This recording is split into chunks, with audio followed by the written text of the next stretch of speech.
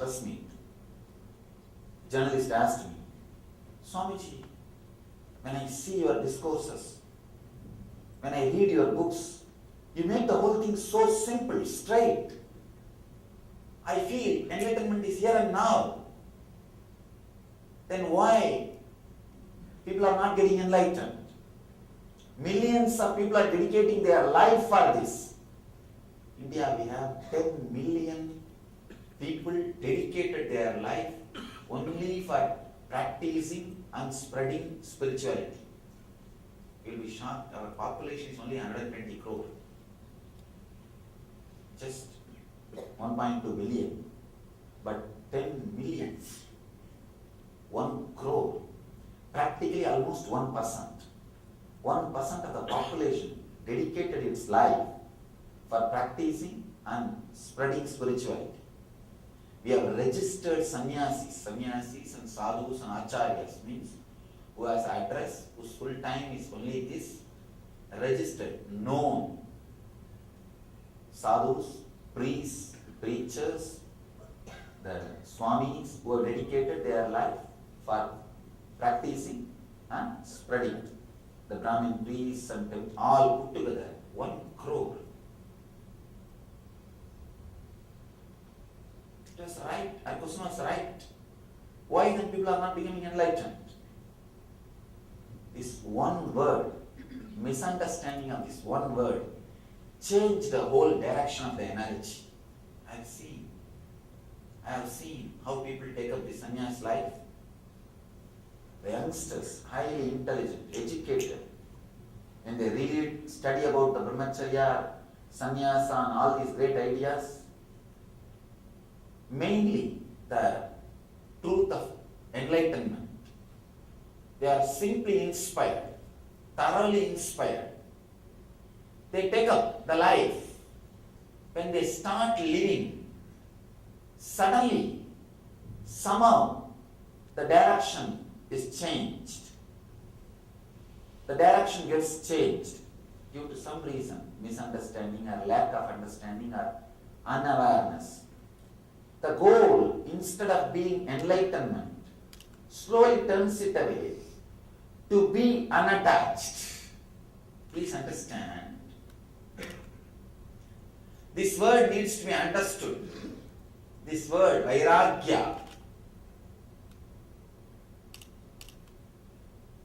all the problems in the outer world, the problem which comes to you, fear and greed and the constant irritation, constant suffering, internal torture you go through, is just because you did not understand this word. Same way, all the problems which the so-called the spiritual seekers go through, even that problems are not just because this word is not understood. I have seen these people. They take up sannyas life for the sake of enlightenment. By and by, they forget the idea that enlightenment is the goal, and they put all their energies only in vairagya, or I can say misunderstood idea of vairagya. They spend their whole life in detachment. Instead of understanding the vairagya's importance or the right meaning, they started using this idea to postpone enlightenment. Please understand. This word needs to be understood. Raga means attachment. Araga means detachment. Viraga means beyond attachment or detachment. But in the normal understanding, vairagya is always understood as a detachment. Big problem. The moment people hear the word detachment, they say, oh, then we should throw away all the wealth. Please understand. How choosing wealth is wrong. Same way, when you give up the wealth, you are choosing poverty. That is also wrong. Vairagya means choicelessness. Being in choiceless state, we always miss this understanding. First we understand the word raga and araga and viraga. The big foolish thing, stupid thing people do. Earlier they were running behind wealth, choosing. Then suddenly when the energy turns, when the energy shifts, now they are running behind poverty. Extreme renunciation. Beautifully, Buddha describes this problem. One king comes to him and wants to become a monk. Buddha says, I will take 1 year to initiate you as a monk because you came from this extreme. You will naturally go to this extreme. Come back to the middle. After seeing this extreme, only then I will initiate you. This guy says, what do you mean? I wanted to renounce everything. I have come to you. Buddha says, I know, I understand. But your idea about renunciation, what you have, is not real renunciation. And it was exactly true. When he joined the community, he started going to this extreme. When he was a king, whole day eating, sleeping, enjoying. And that story describes, even in his staircase, there was no railing. There was women standing next to him, just to hold him. That's the way he lived. Now when he takes the other end, he goes to this extreme. No food, no water, just drying his body. He's taking revenge. Understand, if you need enlightenment, Jivan Mukti, choicelessness, that is what needs to be experienced. Not choosing the other end. Now, when you choose poverty, again you are choosing. It's a big problem. Either they choose wealth or they choose poverty. They choose any one extreme. They cannot be in the middle. They cannot live their life with awareness. Living with awareness is too much. That is too much. We don't want. We want just set of rules. Swamiji, you just tell me what should I do. It cannot happen in that way. I cannot tell you what you should do. I can only say what state you should be in. I can only state what state you should be in, not what you should be doing. Here Patanjali, when he says Vairagya, he means the state in which he wants you to be in, not the action which he wants you to be doing. They have a very big misunderstanding. This one sutra, this one word, misunderstood, creates the whole confusion. I have seen the monks who leave their homes, leave everything for the sake of enlightenment. After some time, their whole internal struggle has become how to maintain the detachment, how to be in poverty. They are constantly struggling and training their body to maintain that detachment. Their whole energy is spent. Their whole internal struggle is redirected towards poverty instead of enlightenment. Around the age of 40, 50, they come to a conclusion, enlightenment is not possible. At least let me live a sannyas life, means poverty, chastity, purity. They take up this, and I asked them, what is your main struggle, Swamiji, in style? They say, maintaining the sannyas life. It's the worst thing can happen to human being. You renounce the whole thing for some purpose, and that idea also is misunderstood. That idea also misunderstood. Unimaginable. Unimaginable. In the Upanishads and Puranas, there are some descriptions about sins. One is telling a lie to a soldier and asking him to give up his life. Sending soldiers to the war by promoting a lie, by telling a lie. Here, it's almost the same thing. If this idea is not understood by a sannyasi, and he lives a sannyas life, you see, sannyas life is almost going to war. Internally, not externally, internally. And if you have not understood the truth, what for you are waging the war, then it's the worst sin. I've seen these people who take up this sannyas life, they are not bad people. They take up with so much of enthusiasm, intensity and courage. But just this one idea, misunderstanding of this one idea, they are not only, they miss the enlightenment, they live such a depressed life. Such a depressed life. Understand this one word, vairagya. Please understand. Vairagya does not mean giving up all the wealth. It is neither running behind the wealth nor giving up all the wealth, living a liberated life.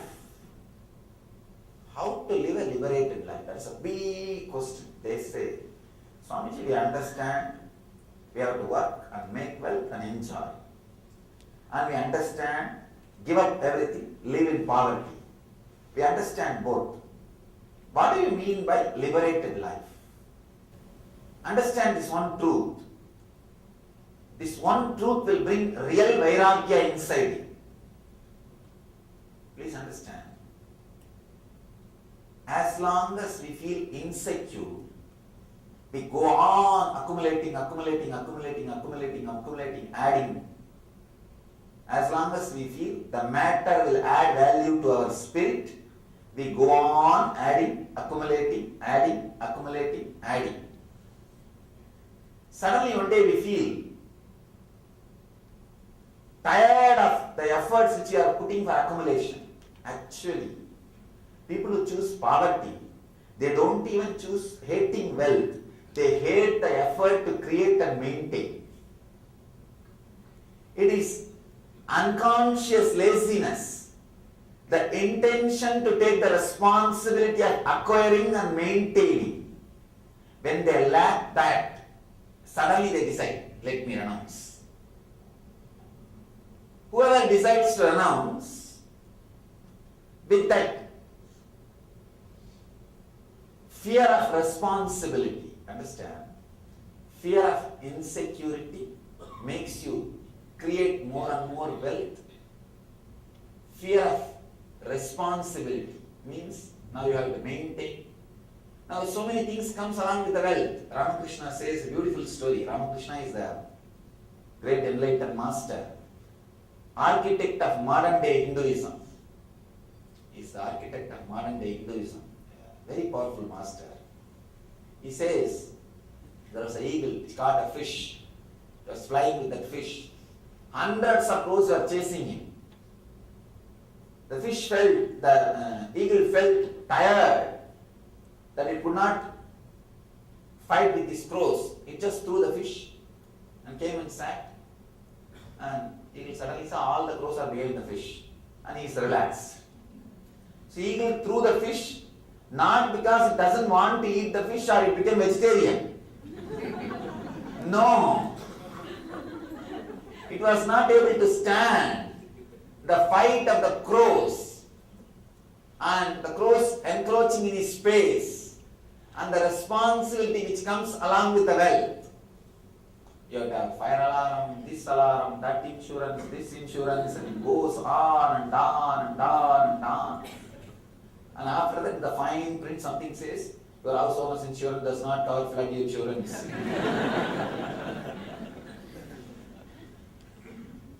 Homeowner's insurance does not cover flood insurance.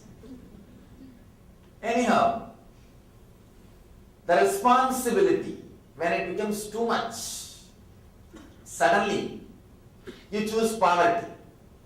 You choose poverty not because you don't enjoy the wealth, or you don't want the wealth, or you don't want the comforts and luxuries added by the wealth. You don't want the responsibilities and stress and tension added by the wealth. That's the truth. When you renounce the wealth, you go to that extreme. You choose poverty. You choose poverty. I have seen sometimes people spend more money to be in poverty. Really? Vairagya, misunderstood. Vairagya was not understood properly. The so-called Vairagis, I can say almost all complications and problems are created by them. If they are free to have a cup of coffee in any chai shop, a cup of milk in any chai shop, that will be a lot more easy. But they have their own ideas. No. That will be very costly milk or rich milk. I want a simple cow's milk. So naturally what has to be done? With one vehicle, cow has to go with them.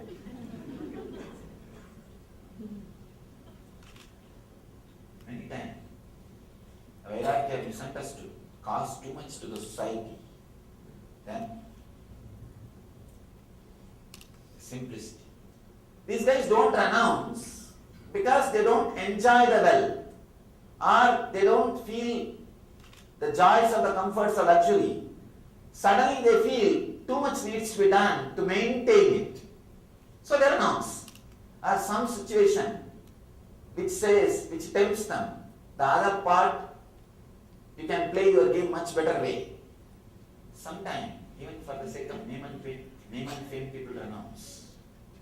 I have seen even people giving donation for name and fame. The temples, especially temples suffer with the money smell. Money smell, I have seen rich guys smell. They'll donate some board. The temple, the deity's name, the deity name will be 6 inch. And the donor's name will be 12 inch. And you don't know whether the shrine is the deity or the donor's shrine. No, really. It is the deity's shrine or the donor's shrine.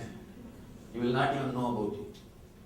And the tube light, they will donate a tube light to the temple, and the tube light in black paint, their name, their forefathers' name, their grandmother's name, the grandfather's name, in all their memory, they have donated, and their son and daughter's name will be there in the black paint. If you switch on, only black boards will be seen there. Wow.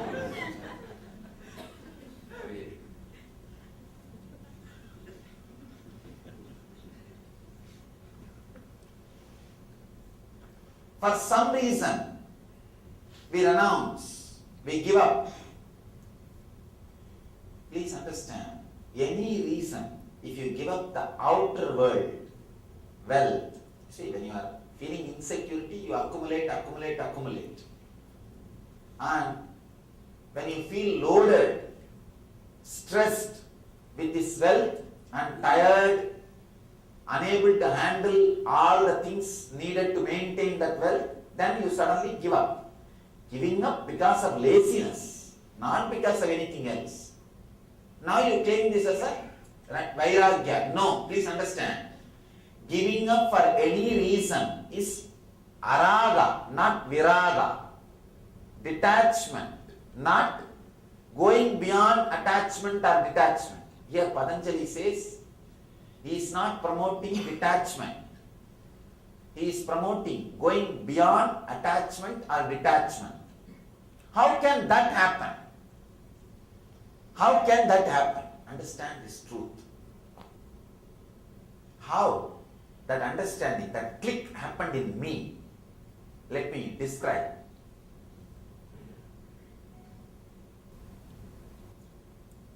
Now I am going to speak some of the deep mystical experiences which may not be commonly understood by logic. Please understand. Just because common logic doesn't understand, do not think that does not exist at all. All the scientific discoveries which are your everyday life today, 20 years before, nobody can imagine that cell phone is possible. 30 years before, nobody can imagine just by pressing a button, the ocean of knowledge, internet will be open in front of you. But now it is true. 20 years before, which you can't comprehend with your logic. Just because you did not comprehend, you are not able to understand. If you said, no, it is impossible, forget about it. No, it is truth today. Sometimes, just because our logic did not understand, common logic is not able to cope up with it. Don't say it doesn't exist.